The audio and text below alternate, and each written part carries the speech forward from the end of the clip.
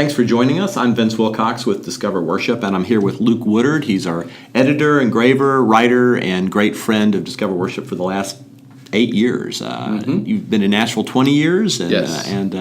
Have a degree in church music from Liberty, and have had the opportunity to do charts for any number of companies: Word, Brentwood Benson, the guys in Mercy Me, Matthew West, and so All sorts of people. So still loving it. I do.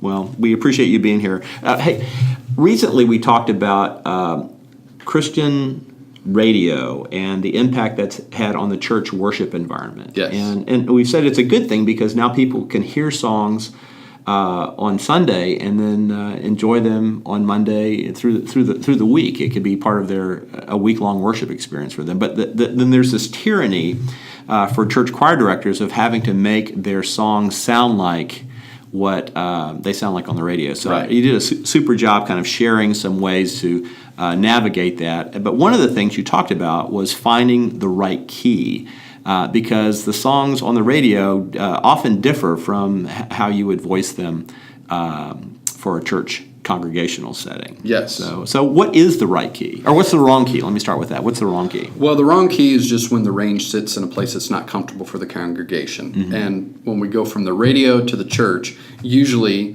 on the radio it's too high for normal people. So a lot of churches just buy the chart as is in the original key and then try. It sounded so great on the radio. I'm sure it'll sound just as great. And it's uncomfortable for the congregation. They're reaching too high. The women will drop down an octave, and the men might drop out altogether when it gets to the chorus and it's too high. So often what's on the radio is too high for the congregation. And I do a lot of work for individual churches who hire me to write charts, and I spend a lot of time moving songs down from the key from the radio down to where it ought to be, where it'll be successful with the congregation singing it. Well, one of the things that we talk about are maybe looking at some familiar songs on the CCLI chart, some of the top songs there. Can you give us some examples of maybe where those songs are and perhaps where they could be? Sure. I wrote down a few examples. These are all top songs that people may be familiar with. Matt Redman's 10,000 Reasons, fantastic song. Yep. In the recording, I've got down that it's in the key of G on the recording. So that means it's a D below middle C, reaching all the way up to an F sharp above middle C. So F sharp. Can't do it. High. It sounds great when Matt sings it. Yep. Another one would be This Is Amazing Grace by Phil Wickham. He does it in the key of B flat. So he's a G just below middle C, which is kind of an alto range, all the way up to a G above middle C. Holy cow. So he's got a high voice in Yeah. particular. Phil Yeah. Wickham, again, sounds great when he does it, but the congregation would really struggle with that. Hillsong has a song called Cornerstone that's very popular right now. They do it in the key of C. Again, it goes to a C below middle C, so an octave down, all the way to the G above. So it's an octave and a half range. It's a very wide range of a song. So when it gets up there, very few people are going to be able to hang with it. And those are some big songs, and they have wide ranges. And as they are on the radio, all of those would be too high, in my opinion, for the congregation. So what would be the right key, and what kind of considerations would be involved there? Well, I would say you need to look at the music, the actual sheet music, and look at what that range is in the same way that I kind of evaluated. This is how high and low it goes. And where we're sitting G to G in places like that. A rule of thumb that a lot of people talk about is from C to shining C. Yeah. So middle C up to the next octave for men, an octave below that. And many worship songs do remain within an octave, so that's a great rule of thumb if they remain within the octave. Quite a few songs, including like the Matt Redman song, it's greater than an octave, and the Cornerstone song is an octave and a half. So you've got to make a decision. C to C doesn't work. B to C is good, so you can do B, C, A, D. A, D, I think, is probably the wide stretch where most songs will fit. So an A moving all the way up an octave and a half to a D. So to move it down where the congregation can sing there, I think adjusting the range so A between A and D would be the probably the best place. They won't always fit neatly. They might go a note below, a note above, but I think that's the meat of the widest range of the congregation. So talk to me about tessitura. What's that concept? It's the musical idea of when you it's the most comfortable place in your voice. So if someone has a high tessitura, they can sing high. So Phil Wickham has a high tessitura. But it's when you look at a song, it's where most of the notes are sitting in that song. Okay. So even though it may dip down to a low note, where most of the notes are living, you need to pay attention to that.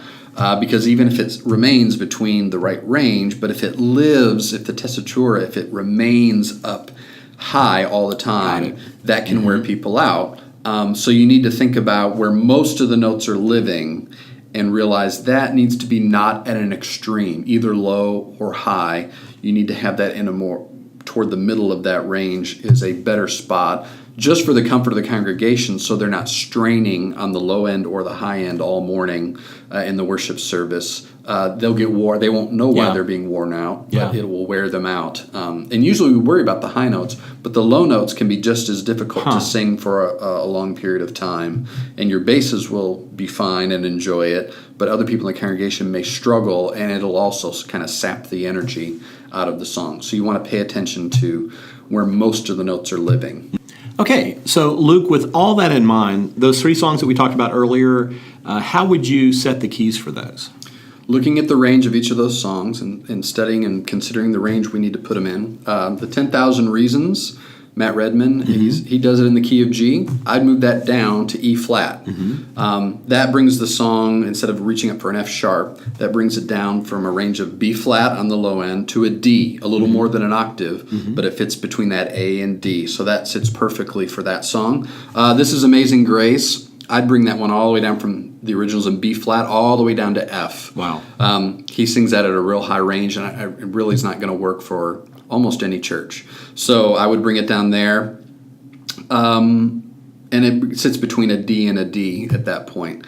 Cornerstone is a wider range song, so I'd move it down from C to A. Even doing that in the key of A, you still reach up all the way to an E. Because it's an octave and a half. Octave and a half. Yeah. So it will not fit between A and D. It will fit between A and E. So the consideration of when you need to pop a little on the low side or the high side, the other thing to consider is the mood and what kind of song this is. So This is Amazing Grace is a kind of power pop song. So, but it just sits between an octave, and we could move it down to C, but I said put it in F, which puts it D to D, because we're kind of high energy, people sitting on the high side of their range more It's than a little notes. easier to hit that higher note Yes. when it's an upbeat, high-energy song. When the band or whoever's playing along is high energy. 10,000 Reasons is a little more of a ballad, a little more prayerful, reflective kind of song. So I'm comfortable with that one sitting on the low end a little more, because you don't want to be in a ballad moment and then ask people to push out a high note. People are going to be a little hesitant to do that. Cornerstone is the widest range song we've talked about. It goes up to that E, but it only happens once, and it's in the bridge, and it's at the biggest part of the song. So I think the energy, people will be carried up and be willing to go for that note. So think about the spirit and what kind of song it is. High energy songs, you can let the notes live with a higher tessitura. Lower energy, more prayerful kind of moments, they can sit at the lower end, and that will, again, be comfortable for the congregation.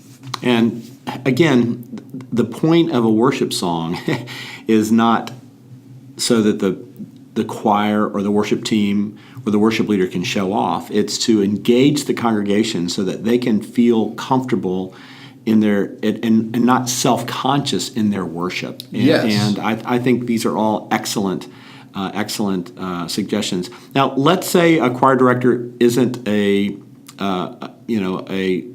great music theoretician, and the idea of transposing a song seems pretty daunting. Are there some resources that they can find that help them accomplish that? Yes. If you've looked at the song and you know what key you want to put it in, there's a website called transposer.com. I think they leave out the E, but you can Google and find those types of resources where you can put in a chart, a chord chart, or different things. Tell it what key, it'll move it for you. I think the best resource currently is on CCLI's website, which if you have a license, it's free to use. Go to the song and they have a drop-down menu where you can take it to any key either way. And if you're not sure about the theory, that's a place where you can play with it and see if the range goes to the right place before you print it. You can look at it and play with it. If you're not confident in your music theory of A to D, I'm not sure what that means. If you have an accompanist that is more familiar with theory who can help you with that, it's going to take a little extra work rather than just buying the song as is or printing it off as is. It will take extra work, but like you said, this is for the congregation and to remove those barriers for their worship on Sunday morning. And the time you spend to get the song into the right key, I think, is an investment in trust with your congregation. Because even if they're not theory people who understand, they lowered it from the song in the right, most of us won't know that happened. Right. All they will know is we sang that song and I was able to fully engage and fully worship without a fear of, is this going to get too high, or is this going to be too low, or something that will make them self-conscious. Right.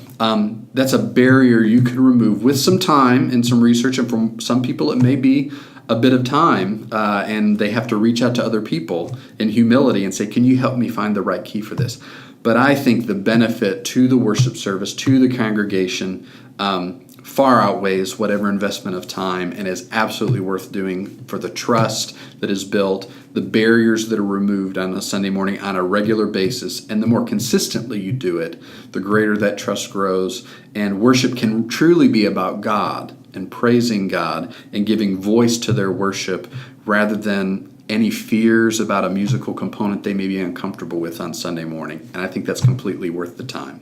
And now you know why we love talking to Luke Woodard so much. So we have some other blogs on our site, discoverworship.com. We would love to for you to check them out. And our kind of our tagline, our mission statement for our company really is: you lead, you choir directors, worship leaders, you lead, we'll help. And so it's our honor to be here with Luke today. Thanks, Luke. Thank you.